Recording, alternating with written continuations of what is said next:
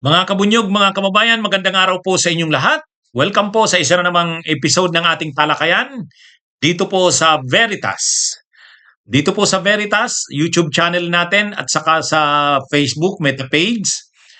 Pumipili po ako ng piling-piling topic. Hmm?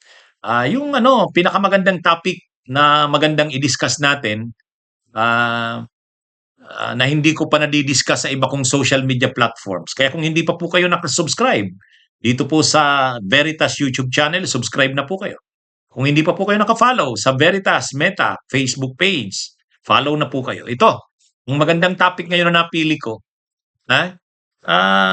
Iniisip ko, mas matindi pala ang mangyayari kay Sara sa impeachment na ito. Itong ikalawang impeachment niya sa Pebrero 2026.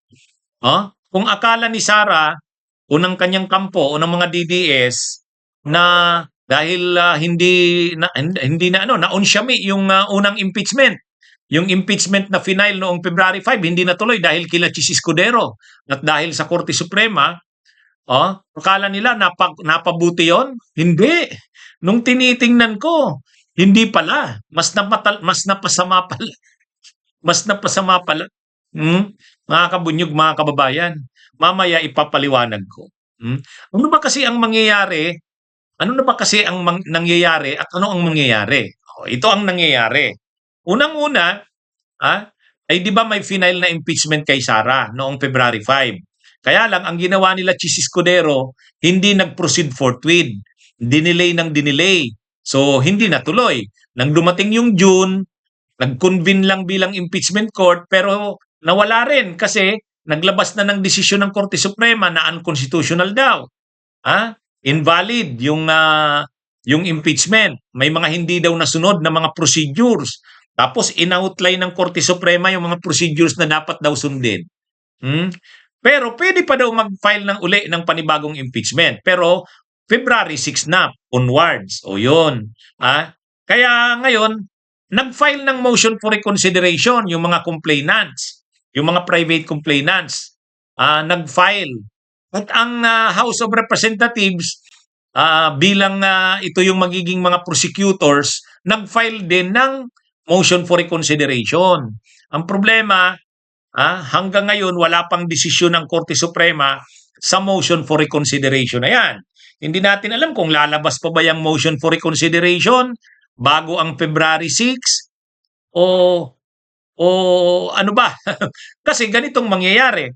Kapag lumabas ang desisyon ng Korte Suprema sa motion for reconsideration bago ang February 6, halimbawa ang maging desisyon ng Korte Suprema ay nagkamali nga sila, i-reverse nila yung desisyon.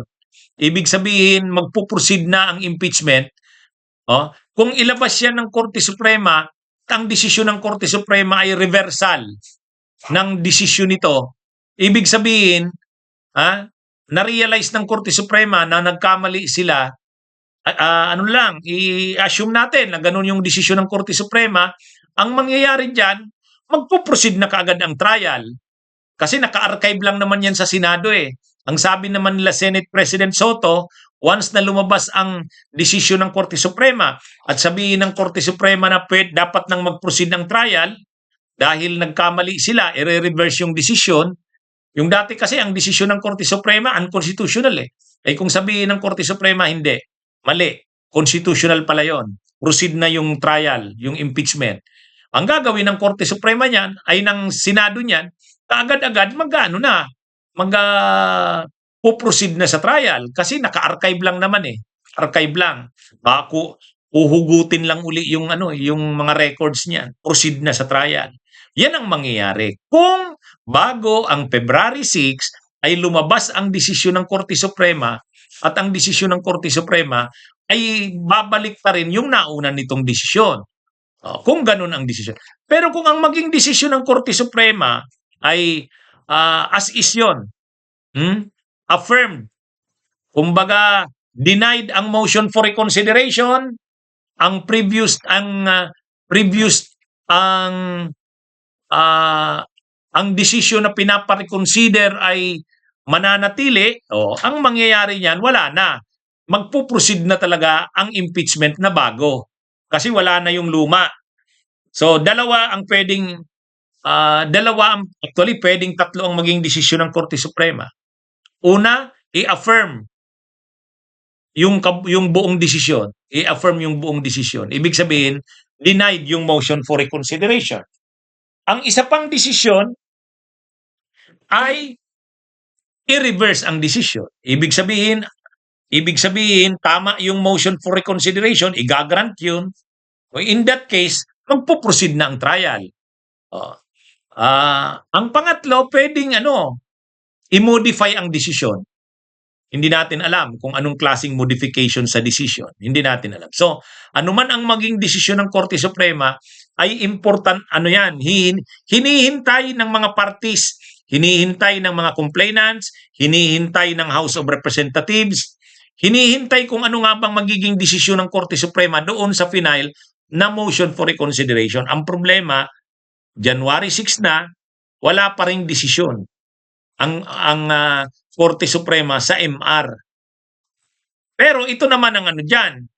1 month, 1 month na lang. Kasi 6 ngayon, January 6. Pag February 6, pwede nang mag-file uli ng impeachment. Ang naging desisyon kasi ng Korte Suprema, hindi naman sinabi ng Korte Suprema na hindi na pwedeng mag-file ng impeachment. Ang sinabi ng Korte Suprema doon sa desisyon nito, hindi daw nasunod yung procedures based sa Constitution at sa rules ng House of Representatives tungkol sa impeachment. Hindi daw nasunod. Kung ano yung procedure na gusto ng Supreme Court, mamaya ko i-discuss. So ang sabi ng Korte Suprema, hindi nasunod yung 1-year bar rule. Dapat kasi hindi pwedeng magkaroon ng sunod na impeachment. Isa lang. Ang nangyari daw dito, nagkaroon ng ilang impeachment na i-final. Bawal yun. Kaya na-violate yung 1-year bar rule. Pero after 1 year, ibig sabihin February 6, pwede na uli. Pwede na uli. Kaya actually, hindi naman sinabi ng Korte Suprema sa desisyon nito na yung mga issue kay Sara doon sa grounds ng impeachment o yung articles of impeachment ay walang basihan. Hindi ganon. Walang ganong pronouncement ang Korte Suprema. Ang sinabi ng Korte Suprema, hindi nasunod yung procedure na naka-outline sa Constitution at sa rules ng House of Representatives. So, kung magsusulong uli ng impeachment, kailangan ayusin na yung procedure. Pero yung mga grounds ng impeachment, yung articles of impeachment, hindi yun sinabi ng Korte Suprema na walang basis yan. Walang pronouncement na ganun. Kaya actually, yan yung dyan. Ngayon, hindi natin alam. Paano kung hindi mag-decide ang Korte Suprema? Ito yung tanong. Paano kung February 6 na, wala pa ring desisyon ng Korte Suprema sa MR, sa motion for reconsideration? Ang sabi niyan, ni retired Senior Associate Justice Carpio, ang opinion niya dyan, pwede nang mag-file kahit wala pa yung desisyon ng Korte Suprema. Pwede yan. Ibig sabihin, pwede nang mag-file ng bagong impeachment complaint kung walang ilabas na desisyon sa motion for reconsideration ang Korte Suprema. Yan yung ngayon, anyway, bakit ko sinasabi na kung magpa-file ng ikalawang impeachment complaint nitong February 2026, mas matindi pala ito. Mas malaki palang problema ito kay Sara Duterte. Alam niyo kung bakit pala, mga kabunyog, mga kababayan? Bakit mas malaking problema pala ito kay Sara? Itong ikalawang impeachment? Akala niya mas napaganda na napigilan yung unang impeachment niya. Mas mahirap pala itong ikalawa. Mahirap ito sa part ng mga magpa-file ng impeachment, pero mas mahirap din ito sa part ni Sara. Bakit? Alam niyo kung bakit? Ito kasing ruling ng Korte Suprema doon sa impeachment ni Sara. Kung ginawa ng Korte Suprema, marami nang linagay na mga procedures na susundin. Mabigat na mahigpit ng masyado. So ano yung nilagay doon na medyo bago? Ano ang linagay doon na medyo bago? Ganito. Kapag mayroong nag-file ng impeachment, may nag-file ng impeachment. Halimbawa, yung Makabayan Black, magpa-file. o kaya yung akbayan, magpa-file. Yung mga dating nag-file, mag-file uli. Yang final na yan, kapag renefer yan sa committee, sa rules committee, i-refer naman doon sa House Justice Committee. Kapag renefer sa appropriate committee, ay yung appropriate committee ay magkakandak ng hearing. Magkakandak siya ng hearing. Ibig sabihin, papadalhan niya ng kopya ng complaint yung si Sara Duterte. Pag pinadalhan ng kopya si Sara Duterte ng complaint, magkakandak ng hearing ang Justice Committee. Ano yun? Parang mini trial na yan. Ibig sabihin, yung mga akusasyon kay Sara, sasagutin niya yan. Sasagutin niya yan. So, ibig sabihin, magkakaroon ng mini trial sa Justice Committee. O mai-expose na si Sara doon. At hindi niya pwedeng hindi siya umattend doon. Hindi siya pwedeng hindi umattend. Pag umattend siya, winave niya yung rights niya. At alam naman natin ang mga kongresista. Mainit na ang dugo niyang kay Sara kasi ang dami na nilang issue kay Sara. Kaya nga ini-impeach nila si Sara. So anong point ko, bakit mas matindi pala itong mangyayari kay Sara sa ikalawang impeachment? Kasi magkakaroon, ang susundin na dito ngayon, yung mahigpit na rules, yung requisites, yung requirements na nilagay ng Korte Suprema dun sa desisyon, susundin na. Obligado nang sundin. Kasi president na yun eh. Ano na yun? Susundin na yun. Yun na yung magiging guide sa pagsusulong nitong bagong impeachment. Ngayon, paano? Ito na naman. Paano kung hindi dadaan sa Justice Committee kasi direct na sa plenary. Yung kasi yung ginawa nung February 5 eh. Kapag may nakuha ng endorsement ng more than 1/3, hindi na dadaan dun sa komite. Direkta na sa plenary. O ngayon, yun doon nagkamali yung nakaraang kongreso, ay yung nakaraang impeachment. Sabi ng Korte Suprema, kahit naman hindi dadaan sa Justice Committee, kasi direkta na doon sa plenary. Sila na mismo yung complainants, yung mga mag-i-endorse na more than 1/3. Kailangan pa rin ng bigyan ng pagkakataon ang official na ipinapa-impeach. Kailangan pa rin siyang bigyan ng pagkakataon, due process. Kaya mahigpit nga itong desisyon na ito ng Korte Suprema, bibigyan pa rin ng pagkakataon. Doon kasi sa dati, ang sabi doon sa dating impeachment, kapag yung more than 1/3 ng mga members ng House ay sila na mismo ang nag-file ng impeachment, considered na yan na articles of impeachment na kaagad yan. Direkta na kaagad yan sa Senado. Yan yung ginawa sa dating impeachment. Ang sabi ng Korte Suprema, hindi.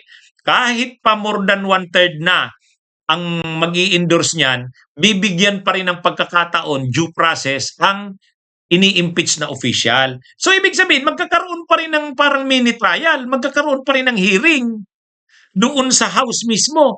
Ay, dudumugin si Sara dyan. Kaya ang ibig kong sabihin, mas mahirap kay Sara ito.